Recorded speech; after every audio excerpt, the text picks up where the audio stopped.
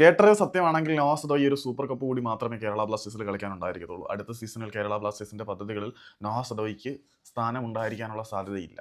അതിനോടൊപ്പം തന്നെ ഒരുപക്ഷെ ഐബൻ ഡോലിംഗും ബ്ലാസ്റ്റേഴ്സ് വിട്ടുപോകാനുള്ള സാധ്യതകൾ സജീവമായിട്ട് വരുന്നുണ്ട് എന്നാണ് അറിയുന്നത്. ലെഫ്റ്റ് ബാക്ക് പൊസിഷനിൽ നവോച്ചയ്ക്ക് പകരക്കാരനായിട്ട് വേറെ ആരാണ്ടെ ബ്ലാസ്റ്റേഴ്സ് അണിയറയിൽ കണ്ടുവച്ചിട്ടുണ്ടെന്നൊക്കെയാണ് ഇന്റേണൽ റിപ്പോർട്ട്സ് ഒക്കെ വരുന്നത്.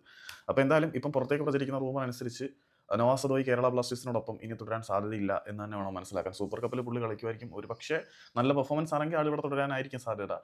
പക്ഷേ നവാസ് അദോയെ നമ്മൾ ടീമിലേക്ക് എടുക്കുമ്പം കഴിഞ്ഞ സീസണിന് മുന്നേ, അതായത് ഇപ്പം ഈ ഒരു സീസൺ ബ്ലാസ്റ്റേഴ്സിനെ സംബന്ധിച്ചിടത്തോളം കഴിഞ്ഞു എന്ന് വേണമെങ്കിൽ പറയാം. ISL സീസൺ നേരത്തെ ബ്ലാസ്റ്റേഴ്സിൽ നോയുടെ പൊസിഷനിൽ വളരെ നല്ല പ്രകടനം കാഴ്ചവെച്ച ഐമന് അവസരങ്ങൾ കുറയുന്ന അവസ്ഥയിലേക്ക് എത്തിയിട്ടുണ്ട്. അപ്പം ഐമന് പ്ലേയിങ് ടൈം ഓഫർ ചെയ്യാൻ പറ്റിയില്ല എങ്കിൽ അദ്ദേഹത്തിന് പുതിയ മേച്ചിൽ പുറങ്ങൾ തേടി പോകേണ്ടി വരുന്നതിനെ ഒരിക്കലും നമുക്ക് കുറ്റം പറയാൻ പറ്റില്ല.